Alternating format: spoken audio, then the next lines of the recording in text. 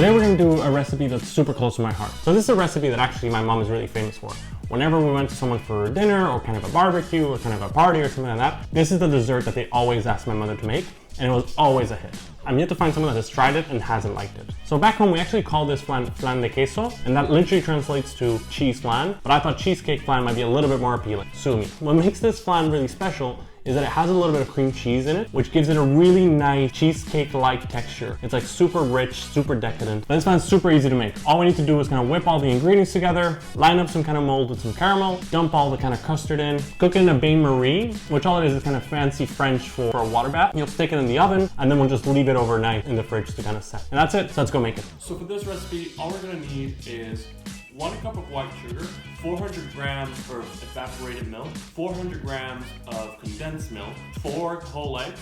Now in this case, I got 5. That's just because the eggs were kind of a little on the small side. The zest of 1 orange, 200 grams of cream cheese, a teaspoon or so of orange extract, and finally the kind of crown jewel, some authentic Argentinian dulce de leche. Now this is optional, but it really shouldn't be, okay? Once you give it a try, you'll understand. So I really recommend you do try and get some. Now, whatever you do, don't go try and treat it with some of this caramel stuff and think it's gonna be the same.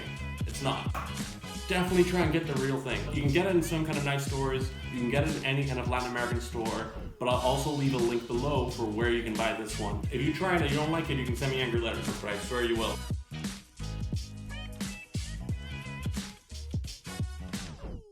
So that's everything. Let's go make this thing. Now the first thing we gotta do is just prepare a little tray, and in order to do that, we'll have to make what's called a dry caramel. And for that, we'll have to head over to the stove and add some sugar to a dry pan, and set that pan over medium heat. At first, not much is gonna happen, but eventually you'll see the sugar melting outside like this. Once you get to this point, you gotta really pay attention, because it's gonna go fast. Then you'll see it start turning this kind of beautiful amber brownish color. When that happens, you can give it a little shake or a little swirl. Just make sure you keep your hands away from this, unless you want 3rd degree burns, because that's how you get 3rd degree burns. Once all the sugar disappears and it looks something like this, you're pretty much there. Now what you want to do is, as quickly as possible, transfer this over to your cake tin and move it around so that it coats the entire bottom and hopefully a centimeter or so on the sides. Now that that's done, we can leave that to cool and move over to the actual custard. For our custard, we'll start off with the main ingredient, the cream cheese. We'll then add our condensed milk, and followed by the same amount of evaporated milk. What I like to do here is add the evaporated milk into the kind of can of condensed milk, and that way I know that I'm getting the same amount of each. We'll follow up with a teaspoon or so of orange extract, and then we'll add the kind of 4 eggs. In my case, I added 5, but that's just because my eggs were a little on the small side. Now we'll add the zest of 1 orange, for which I use my trusty microplane. Seriously, this thing is great. And now we just need to get a whisk and kind of whisk this all together until it's nice and smooth.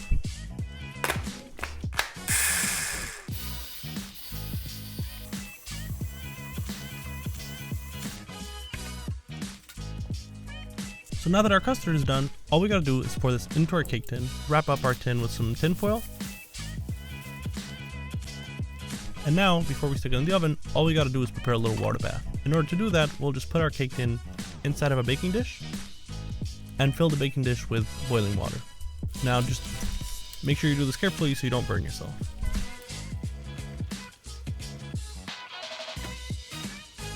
Now very carefully put this inside a preheated oven at 180 degrees for about an hour or an hour 20 minutes. This will obviously depend on the size of your cake tin and how much kind of flan you actually make. A good way to test for doneness is to stick kind of a toothpick in it, and if it comes out clean, you know you're done. So now you'll just leave it kind of come to room temperature before you stick it in the fridge. Well, we'll leave it overnight to fully set. Now this has been on the fridge overnight and it's fully cooled down. So now all you gotta do is get a thin knife and run it around the edge, and that'll just help and loosen things up. And once that's done, you can place it back into the baking tray with a little bit of hot water, and that'll just help loosen some of the caramel that's stuck at the bottom. Now it's time for the flip. Do it confidently, do it quickly. Say a little prayer and flip it. And if you've been good in life, life will be good to you, and you'll be able to pull it out, and hopefully it'll look something like this. Tell me that's not beautiful.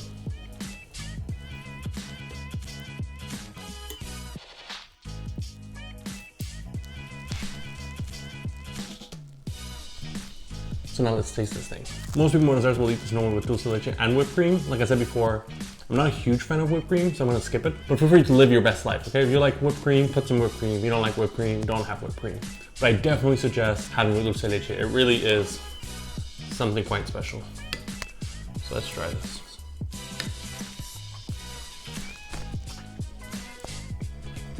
Oh yeah, that's so good. It's just, this really takes me back.